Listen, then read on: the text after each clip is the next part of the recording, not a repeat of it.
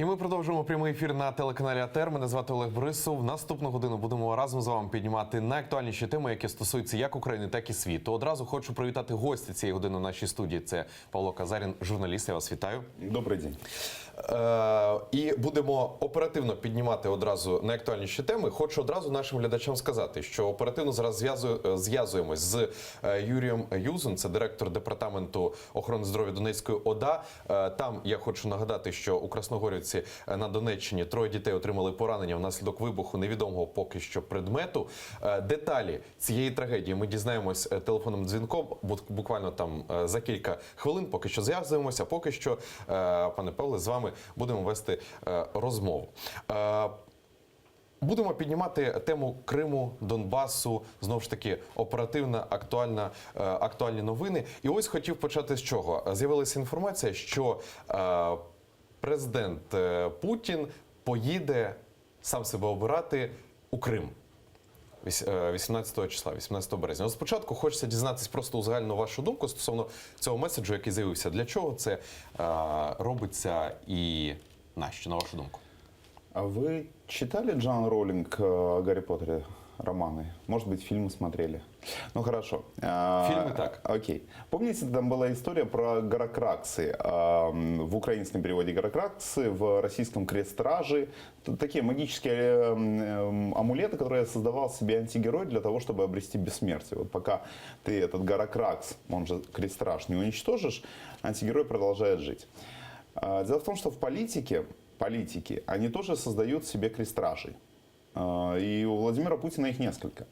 Крестражем его первого президентского срока была Вторая Чеченская война и борьба с региональным сепаратизмом, потому что именно она, победа в этой войне, она как бы дала российскому избирателю ответ на вопрос, а почему он, собственно, Владимира Путина должен посадить в президентское кресло. И она стала таким главным легитимизатором его первого президентского срока.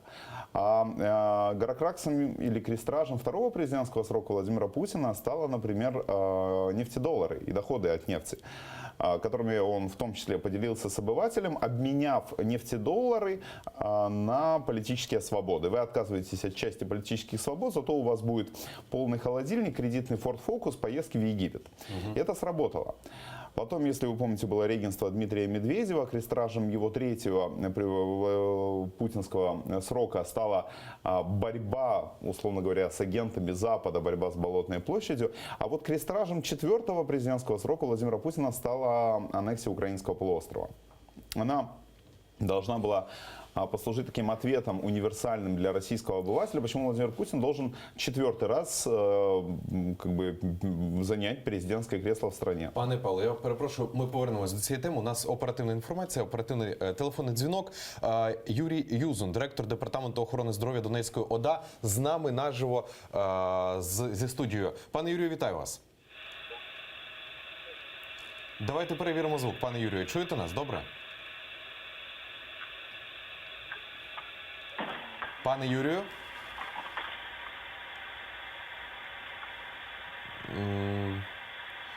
Налаштовується, я так розумію, зараз зв'язок. Пане Юрію. Так, чую. Пане Юрію, добре, налаштували зв'язок. Пане Юрію, вітаємо вас, ви вже у прямому ефірі. Чуєте нас? Давайте перевіримо зв'язок, щоб не було проблем потім. Добре, пане Юрію, якщо почуєте питання, добре, будь ласка, пане Юрію, розкажіть про деталі і що на цю мить, яку оперативну інформацію можете поділитися з нами, так, стосовно трагедії на Донеччині, яка сталася. Ні, нема, не чую. Добре. Ми налаштуємо обов'язково зв'язок, пане Юрію. Наші редактори налаштують зв'язок. Знову ж таки, ми повернемося до цієї теми. А поки що, знову ж таки, продовжуємо розмову з вами, пане Павле. Одразу хочу вибачитись, тому що бувають технічні усілякі негаразди. В прямому ефірі працюємо. Отож, продовжуючи тему Криму. Так. Поэтому в этом смысле нет ничего удивительного в том, что, собственно, сами выборы были перенесены на 18 марта, день аннексии полуострова, день закрепления аннексии полуострова в российском законодательстве. И просто потому, что вот как бы территориальное приобретение в виде украинского Крыма, оно должно, повторюсь, объяснить российскому избирателю, почему Владимир Путин заслуживает 4-й президентский срок. Нам, кстати, остается только догадываться, что там в 2024 2024 году будет избран на роль нового крестража. Но, опять же, возвращаясь к этому образу, вот как функционирует крестраж? Вот для того, чтобы антигероя уничтожить, нужно крестраж уничтожить. То есть для того, чтобы, условно говоря, разрушить главные легитимизаторы Владимира Путина, это, повторюсь, борьба с региональным сепаратизмом, это внутрироссийские обывательские доходы, и это и Крым. Точно так же, как и разрушение российской властной действующей вертикали, оно так или иначе будет возвращаться всем остальным. Сопровождаться возвращением регионального сепаратизма, сопровождаться там кризисом внутри и точно так же и возвращением Крыма в Україну. Угу. От хочу інформацію зачитати більш детально, коротко, що Путін поїде голосувати за себе в Крим, щоб підняти там явку. Про це пише Комерсант. За словами одного з джерел видання, для голосування Путіну підбирають такий регіон, де можуть виникнути проблеми з явкою. Експерти кажуть, що приїзд Путіна підвищить очікування в самому Севастополі, де є дефіцит адміністративних успіхів після 2014 року. Хочу нагадати, що вибори президента відбудуться 18 березня, в 4-ту річницю анексії Криму. Чи справді може бути, що і чи справді це такий ход конем, да, умовно кажучи, підніме явку на виборчих дільницях, як от кажуть за виданням Комерсант? Я думаю, что да, конечно. Ну, хотя я на самом деле бы например, за Севастополь бы не сомневался. Это город с очень специфическим таким менталитетом городским в значительной степени, который складывается из особенностей, вот как воспринимают мир военные пенсионеры, которые вышли на пенсию еще, может быть, во времена Советского Союза. Они такие очень просоветские часто по своим взглядам. Но дело даже не в этом. Дело в том, что вообще явка остается главной интригой нынешней президентской кампании, потому что то, что Владимир Путин одержит победу в первом же туре, это как бы не вызывает никаких сомнений. По сути, единственный вопрос – это вот величина явки, потому что в любом случае, ну, одно дело, если тебя избирают там 70%, ты побеждаешь в первом туре с показателем 70%, но у тебя явка 35%, и другое дело 70%, но у тебя явка там 60% в целом по стране. І знову вас перериваю, тому що маємо оперативний телефонний дзвінок. Юрій Узун, директор департаменту охорони здоров'я Донецької ОДА. Пане Юрію, вітаю вас. Я вас теж вітаю. Дякую, що долучились до нашого ефіру. Пане Юрію, для початку хочеться почути від вас оперативну інформацію, що вам на цю мить відомо стосовно трагедії, яка сталася на Донеччині. Да, таке сталося. В Новогродівці вибухнув якийсь предмет. Ми не маємо інформації, що вибухнуло. Діти, дівчинка та хлопець.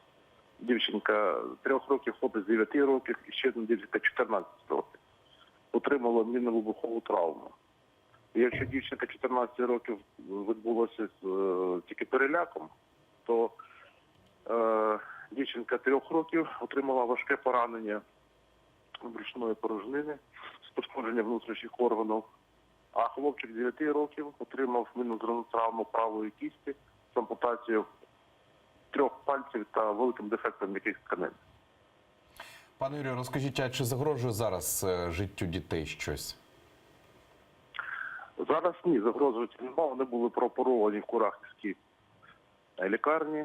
І зараз хлопчик знаходиться в обласній травматології в місті Лиман Донецької області, а дівчинка зараз під'їжджає, я думаю, що вже під'їхала до обласної лікарні міста Дніпро каретою швидкої допомоги.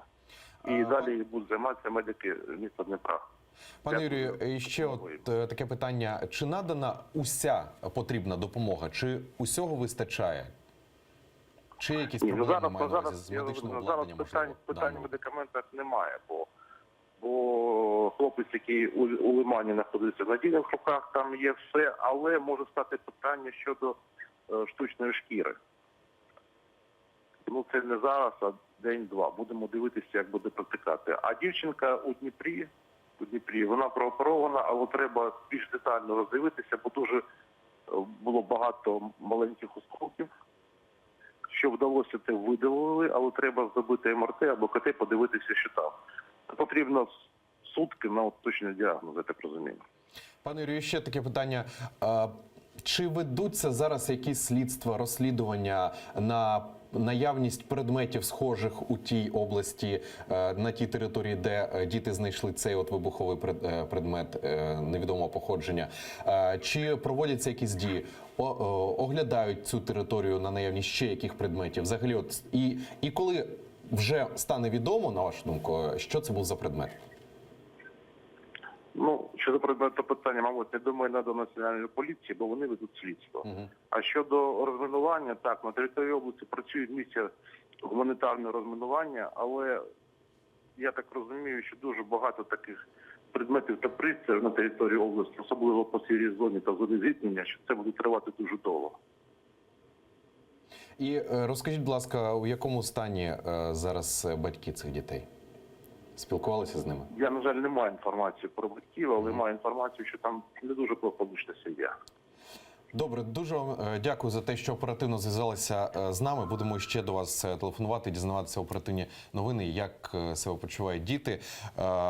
Юрій Узун, директор департаменту охорони здоров'я Донецької ОДА, був на прямому телефонному зв'язку з нашою студією. Пане Павле, відходячи від цієї теми, коротко хочеться почути ваш коментар.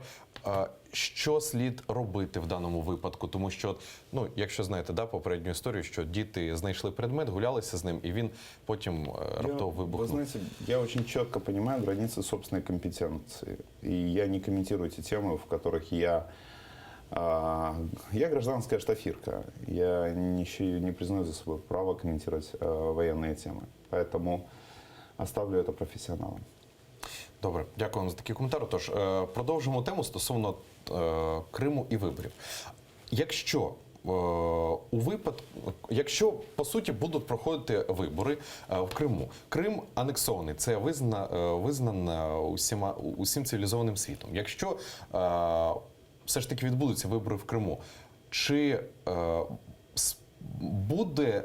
визнає легітимним міжнародна спільнота Путіна президентом взагалі, якщо в анексованому Криму будуть відбуватися вибори? Як тоді розгортатимуться події? Я думаю, что никто в мире, по большому счету, основная часть стран не будет подвергать сомнению легитимность этих выборов. Они могут не признать результаты выборов в Крыму, но это не значит, что они не признают результаты выборов в общем и целом. Ну, просто хотя бы потому, что речь идет о стране с одним из крупнейших ядерных боезапасов, которая худо-бедно занимает значительную часть территории суши, и худо-бедно влияние которой выше, чем влияние Южного Судана, не в обиду Южному Судану. Вот. Выборы пройдут, но, повторюсь, главная интрига – это действительно явка. И вот было несколько любопытных новостей, на мой взгляд, которые иллюстрируют то, как администрация президента Российской Федерации пытается эту проблему решать. Во-первых, в прошлом году они отменили открепительные талоны. То есть гражданин Российской Федерации может проголосовать в любом месте Российской Федерации вне зависимости от места своей прописки. Прописан в Владивостоке, а голосует в Хабаровске, где работает? Окей. Прописан в Нижнем Тагиле, а голосует в Томске или в Москве, где работает или учится? Окей. Это было сделано для того, чтобы вот как раз-таки решить вопрос с теми, кто живет не там, где прописан. Ну и второй момент, я думаю, что в значительной степени вот подбор спарринг-партнеров для Владимира Путина, он тоже обуславливался попыткой поднять явку, потому что помимо традиционных Явлинского, Жириновского, есть еще два основных кандидата, два основных таких спарринг-партнера на этот электоральный тур. Это Ксения Собчак и Павел Грудинин от КПРФ. Вот любопытно, Павел Грудинин, вот в российском обществе очень подчас популярен Александр Лукашенко. И популярно среди патерналистской части российского общества такой образ директора совхоза, такого крепкого хозяйственника, который свой совхоз в обиду не дал, и всю страну свой совхоз в обиду не даст. И не случайно именно Павла Грудинина подобрали в качестве основного кандидата от КПРФ, а не, как обычно, Геннадия Зюганова, потому что Павел Грудинин, он тоже директор совхоза, успешного совхоза, такой крепкий хозяйственник, тоже с усами. Вот. И я так думаю, что его появление в избирательных списках должно отмобилизовать тех российских избирателей, которые говорят, в принципе, Путин неплох, но вот нам бы своего Лукашенко, чтобы он больше был похож на Лукашенко, вообще было бы хорошо. И он должен привести за собой на участке вот эту вот часть электората. А Ксения Собчак должна привести, с одной стороны, либеральную часть электората, А так как она такая персона с сильным, ярким имиджем, то она, я думаю, потянет на избирательные участки как те, кто пойдет голосовать за нее, так и те, кто пойдет голосовать специально против нее. Вот. Ну, а Владимир Путин приедет в Крым, я думаю, что в значительной степени не для того, чтобы поднять там явку. Я думаю, что явку в Крыму так или иначе будет более-менее. Потому что в силу разных причин. А приедет он в Крым именно для того, чтобы напомнить всем российским избирателям, что вот смотрите, какую жемчужину в имперскую корону я вам всем принес 4 года назад. И это куда более, наверное, должно восприниматься символически в сознании российского имперца, нежели там приезд в Псковскую, Новгородскую или какую бы то ни было еще область. А теж, завершуючи цю тему, ваша думка цікава, чи зміниться якось риторика Путіна після виборів щодо Донбасу та Криму? О, это хороший вопрос. На самом деле мы видим, что в последнее время Владимир Путин пытается играть миротворца, да? Предлагает Украине корабли забрать из Крыма, дает команду этим марионеткам на Донбассе, чтобы они отпустили украинских пленных и так далее, и так далее. И есть два объяснение тому. Либо это мы наблюдаем долгосрочную стратегию, потому что Владимир Путин решил примириться, условно говоря, с Западом, и вот вместо Путина ястреба, Путина голубя явить миру. Вторая версия, она связана с тем, что в 2018 году Россию ждет чемпионат мира по футболу. И ссориться со всем миром и нагнетать обстановку совершенно не с рук Кремля, потому что все же зависит от того, сколько глав государств приедут к себе, условно говоря, на чемпионат мира по футболу, и сколько лидеров других стран будет сидеть на трибунах и болеть за свои национальные сборные. А для этого не нужно в очередной раз напоминать всему миру о том, какой ты Ким Чен Ын. Поэтому большой вопрос, я думаю, что даже не в том, какого Путина мы увидим после выборов, а какого Путина мы увидим после окончания чемпионата мира по футболу. Потому что мы помним, какого Владимира Путина мы увидели после Сочинской Олимпиады. Именно этот Владимир Путин вторгался в Крым, отдавал приказ на вторжение на Донбасс. Угу. Зрозуміло. Дякую вам за такий коментар. Перейдемо до ще однієї теми. Російські мільярдери, які потрапили в кремлівський список Міністерства фінансів США, зіткнулися з новими проблемами. Про це пише видання Bloomberg з посиланням на кількох мільярдерів з доповіді. Один з російських олігархів на умовах анонімності розповів виданню, що побоюється, що може зірватися угода, яка планувалася закрити в найближчі кілька місяців. Інший бізнесмен в бесіді з Bloomberg поскаржився на те, що подання у список завдало найжорстокіший шкоди його діловій репутації. Хочу нагадати, що 30 січня Міністерство фінансів США представило кремлівський звіт. У списку 210 осіб, 114 чиновників і парламентарів та 96 олігархів, наближених до президента Росії Володимира Путіна. Чи справді це вже починає діяти ось цей оприлюднений список?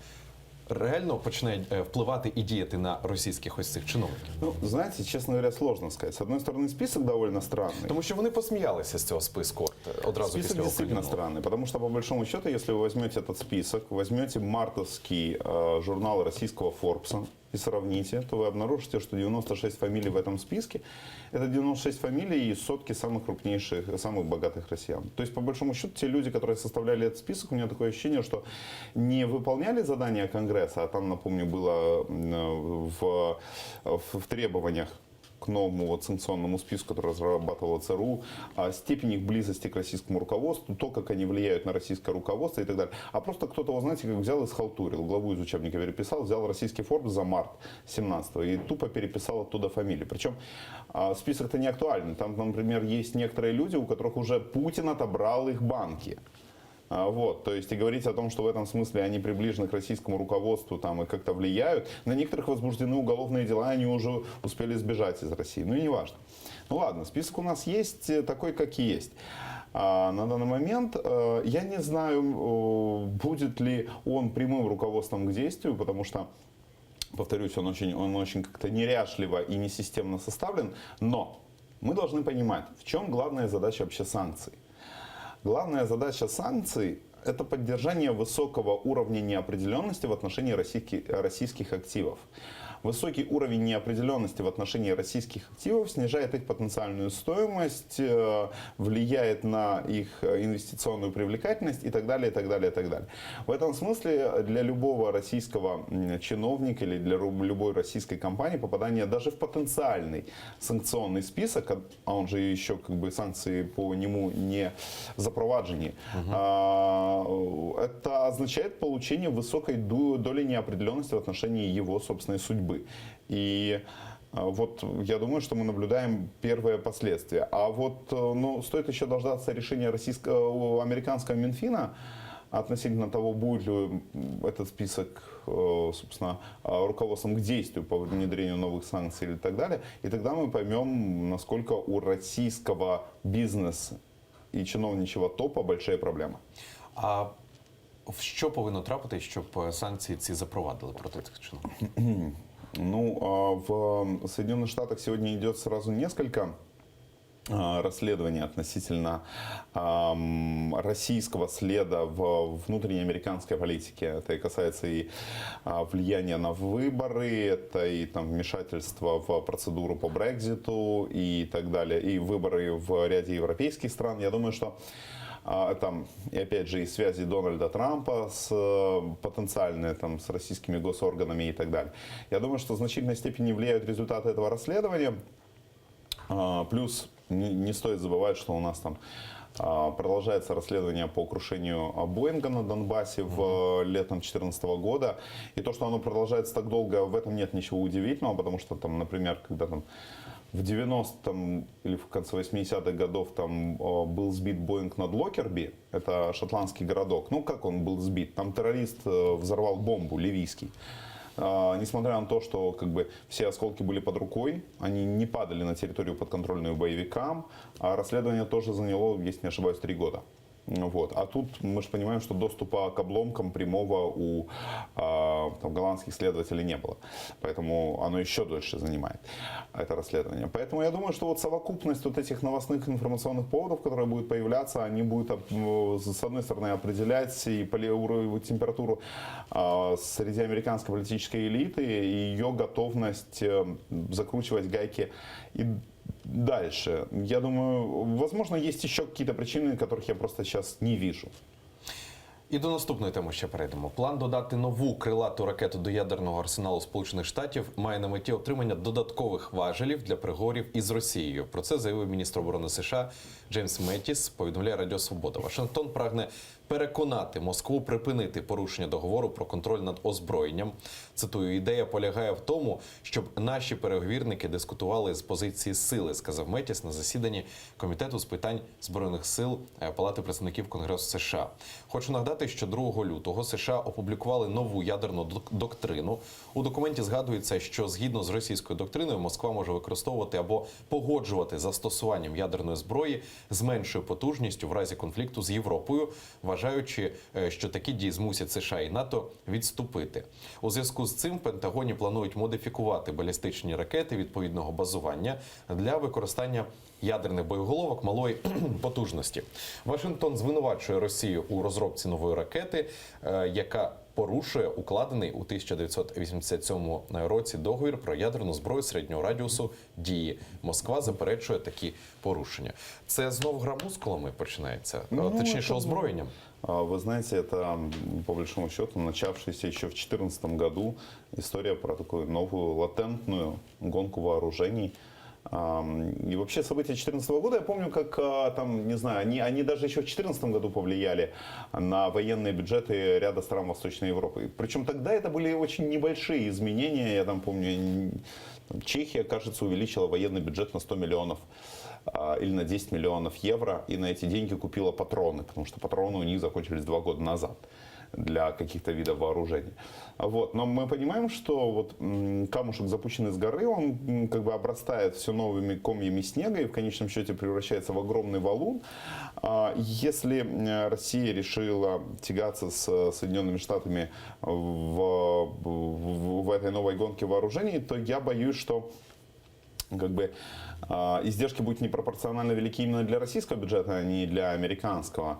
Но я думаю, что как бы военное лобби в Вашингтоне, оно только вот потирает руки. Как у НАТО появился смысл существования, утраченный, мне кажется, еще там в 91-92 году, у них снова появился смысл существования в 2014, так и собственно, и у американских военно-промышленных ястребов есть все основания быть довольными новой реальностью, потому что это вновь актуализирует тему перевооружения, модернизации существующего и так далее, и так далее, и так далее. Ще одна ось новина є така, що Росія зіткнеться з наслідками, якщо вона втрутиться у вибори в Конгрес США цього року. Про це заявив держсекретар США Рекс Тіллерсон. Хочу зацитувати. Є багато способів, якими росіяни можуть втручатися у вибори. Багато різних інструментів, які вони можуть використовувати. І ми спостерігаємо певні форми поведінки. Якщо ви думаєте, що ми не бачимо, що ви робите, ми бачимо, і вам потрібно зупинитися. Якщо ви цього не зробите, ви просто продовжуєте накликати наслідки на себе. Про це сказав Рекс Тіллерсон. Як можна сприймати ось ці погрози від США у бік Росії? І про які наслідки йдеться тут? Ну, я думаю, что речь идет просто про название вещей своими именами. Знаете, очень забавно в этом контексте вспоминать наши общие страхи 12-годичной давности, потому что 20 января прошлого года Дональд Трамп проходил процедуру инаугурации, вступал в должность. Я помню, как мы в Украине все переживали по поводу того, что ужасный инфант-террибль Дональд Трамп, он сейчас сольет Украину в рамках какой-нибудь big deal с Путиным. А выходит навпаки. А оказывается, что администрация республиканская в Белом доме, не сам Трамп, но республиканская администрация, она куда жестче относится к российскому руководству и к российским попыткам погрузить мир в хаос, нежели администрация Барака Обамы. Вот там так нравился Барак Обама, а оказывается, он все сдал, все слил. И это отчетливо видно на фоне администрации Дональда Трампа, которая все сильнее и сильнее гайки закручивает и так далее. Это один просто вот такой любопытная рефлексия на этот счет. Что касается реакции, понимаете, ведь вот в чем разница между Советским Союзом и современной Россией? Советский Союз, он как бы вел позиционные войны. Вот есть как бы наша территория влияния, есть ваша территория влияния, поэтому, если что, мы подеремся на территориях каких-нибудь третьих стран, где-нибудь там в Центральной Африке. Но мы как бы не особенно будем лезть к вам, вы не особенно лезете к нам. И он вел в этом смысле позиционные войны в стиле Первой мировой войны. А нынешняя Россия, она ведет войны другого типа. Она занимается диверсиями. То есть современная Россия, она глубоко убеждена, что она должна занимать в современном мире совершенно другое место, куда более весомое, куда более значимое. И она стремится погрузить мир в хаос, чтобы по итогу этого хаоса вновь вернуться в мировой президиум. Потому что если мир погружается в хаос, нужны какие-то островки стабильности, выходит Россия, говорит, давайте я помогу вам часть ваших проблем решить, мне нужно вернуться в это мировое политбюро, и тогда мы будем все вместе, как когда-то в 70-е, 80-е, решать судьбы мира. Правда, почему Россия убеждена, что ее персональная судьба будет благополучной в этом мире нового хаоса, что и по ней этот хаос не будет резонировать, это совершенно непонятная языческая вера в чудеса, но бог с ним. Ну и третий момент, который, мне кажется, важным во всей этой истории, это то, что вся эта история с вторжением в демократические процедуры типа выборов, референдум по Брексит и так далее, которые устраивает Россия, она доказывает одну простую вещь. Закрытые страны и закрытые системы способны пользоваться недостатками открытых систем. Они способны создавать фейковые новости и говорить, что это просто еще одна точка зрения, а раз у вас свобода слова, то эта точка зрения должна прозвучать. Она способна создавать фейковую повестку. Она способна торговать фрустрацией, разочарованием и так далее. И это действительно большая проблема, потому что никто раньше не думал, что делать с тем, если свобода слова используется против страны. То есть, как вообще выглядит российская система пропаганды? Она же не говорит, что мы белые, а вы черные. Нет, она говорит, все серые. И, например, как выглядит российская дискуссия о Луне? Нет такого, что кто-то выходит и говорит, Луна круглая, второй Луна плоская. Нет, не так. В рамках российской дискуссии о Луне будет обсуждаться вариант, что Луна круглая, Луна плоская, Луна прибита гвоздями к небесной тверди, Луна сделана из швейцарского сыра, Луна это выдумка масонов и так далее, и так далее. И понимаете, когда у вас две версии, одна из которых ложная, другая фальшивая, у каждой из них примерно 50% вероятности. А когда вы берете одну правдивую, окружаете ее 5 неправдивыми, то у каждой из них по 15%, условно говоря, аудитории. И это куда более эффективный способ раздробить цельное общество, погрузить его в хаос, в пустые и бессмысленные споры о самом себе. И в этом смысле, я повторюсь, если Советский Союз вел позиционные войны пропагандистские в стиле Первой мировой войны, то современная Россия ведет такие диверсионные операции в логике малых конфликтов. Вот. И очень хорошо, что Соединенные Штаты те же начали обращать на это внимание и пытаться реагировать. Плохо, что только спустя 4 года, но хорошо, что это вообще появилось. Хорошо бы еще, вот, чтобы европейские страны, они доросли до подобного уровня решимости в стремлении защитить самих себя. От знову ж таки, повертаючись до цього питання, от яким би не був Дональд Трамп, але все ж таки, ну кого б він не підтримував, Україна, Росія, але все ж таки за весь цей час він жодного разу нічого не казав про втручання Росії у вибори. Тобто він ігнорував завжди це. Ну, для него это очень болезненная Тобто тема. всі ось реагують. Ну, для него это очень болезненная тема, потому что если он попытается ее прокомментировать, ему вспомнят подозрения в том, что Россия вмешивалась в выборы, собственно, президента на стороне, ну, как бы, играя против Хиллари Клинтон. Поэтому Дональд Трамп, он эту тему, для него она чрезвычайно неудобна. Но, понимаете, вот почему у сим-карты отрезан один уголок? Это защита от дурака, ее нельзя неправильным образом ставить в телефон. Это как очень круто, когда в стране есть отрезанные уголки у сим-карт. А когда в семье, в стране есть система сдержек и противовеса. Вот каким бы ни был эксцентричным Дональд Трамп, у него отрезанный уголок есть. Ему приходится договариваться с Конгрессом, с Сенатом, с собственной партией, с оппозиционной партией, там, не знаю, с комитетом начальников штабов, с генпрокурором, с Верховным судом и так далее. Все эти институты способны ограничить его собственную эксцентрику. И это отличает, кстати, американскую систему там, от российской, где эксцентрику вождя не ограничивает ничто.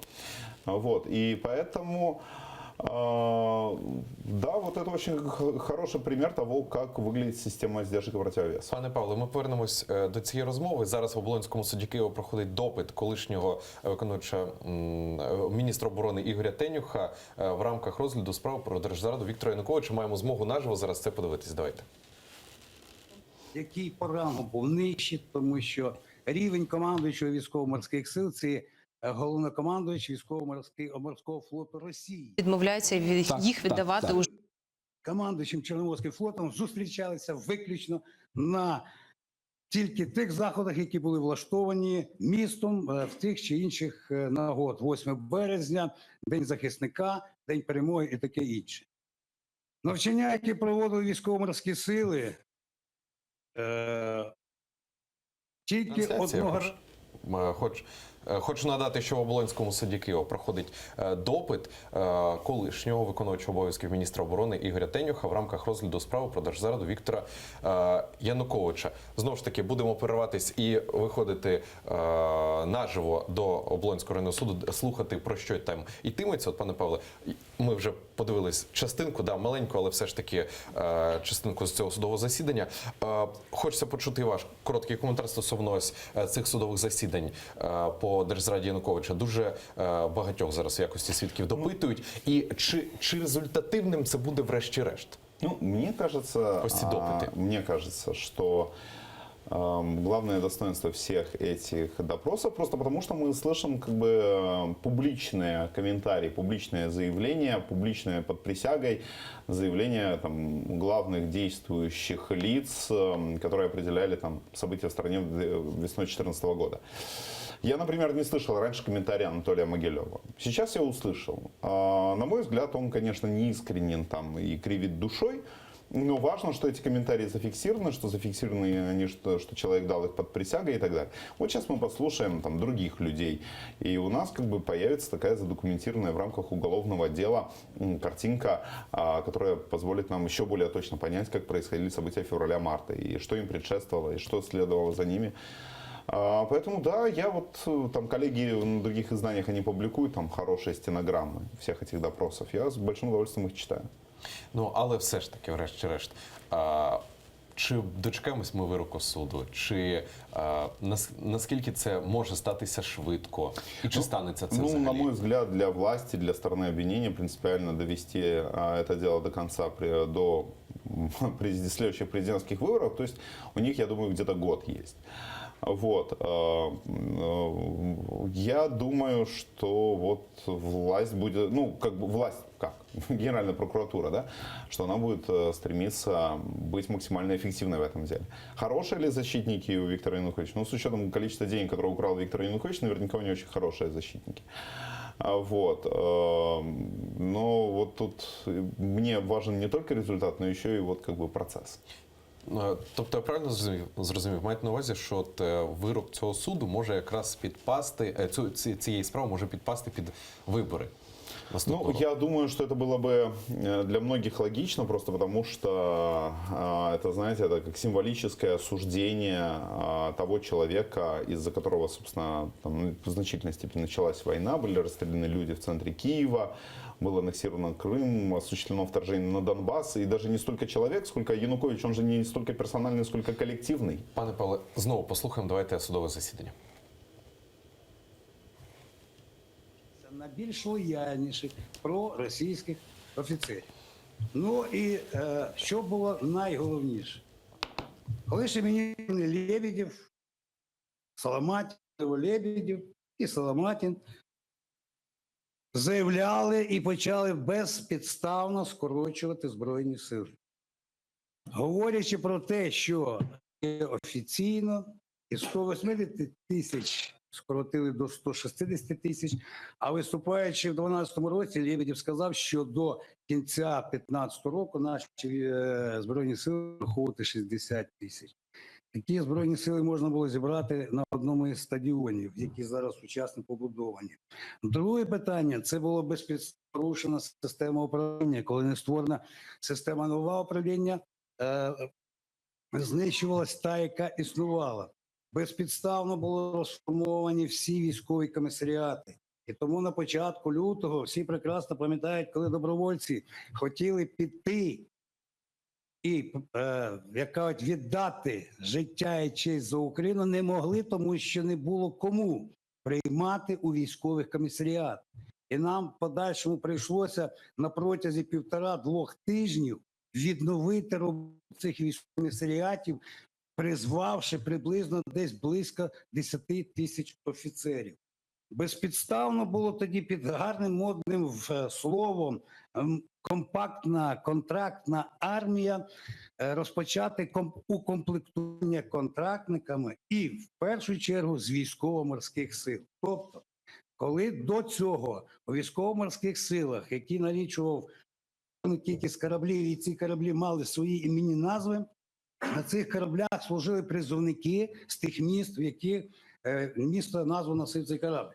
Так от безпідставно, я це знаю вже, просто я постійно в штаб заходив в МС, постійно спілкувався з офіцерами, говорив, що так робити не можна, тому що, але в приказному порядку, просто під контролем, весною вони прийняли таке рішення, а осінню уже ВМС доповідало про те, що жодного призовника немає, морські сили виключно 100% укомплектовані контрактниками тільки з Криму, тобто Севастополь, Сімферополь, мешканцями Криму.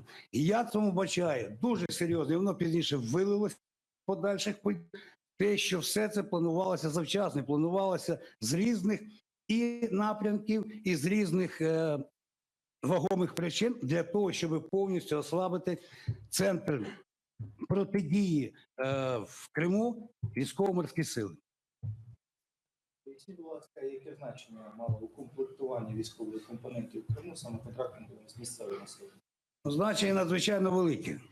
Тому що якщо севастопольський хлопець служить в будь-якій частині в Севастополі, і ті події, коли вийшли місцеве населення, а за ними так звані переодягнуті, а за тими козачками вийшли зелені чоловічики, то цей же хлопець в свого сусіда стріляти не буде. Тобто морально боєздатність на цьому рівні вже була занижена, тому що місцеве населення у місцевих своїх стріляти не будуть. Повертаємось до ефіру. Вже, на жаль, час завершувати цей блок. Але я хочу нашим глядачам сказати, що ми продовжуємо відстежувати усі події, які стосуються як України, так і світу. Хочу одразу подякувати гостю цієї години Павло Казарін. Журналіст був гостем. Вже за 5 хвилин в ефірі АТР будуть новини «Заман» кримсько-татарською мовою з Шевкетом Навтулаєвим. Потім повернемось до цієї студії. Знову ж таки, тримаємо руку на пульсі останніх подій. Залишайтесь з нами.